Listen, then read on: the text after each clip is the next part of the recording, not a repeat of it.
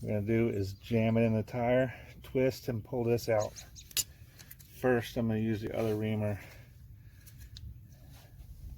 I'm going to go ahead and ream that tire some more.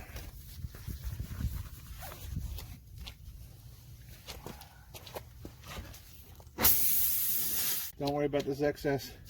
It'll wear off driving on the road. All I gotta do is put,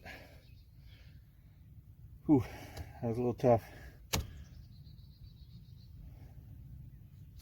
All I gotta do is make sure I fill it up to the proper pressure, tire pressure. Good to go. I drove straight home from work and I plugged it.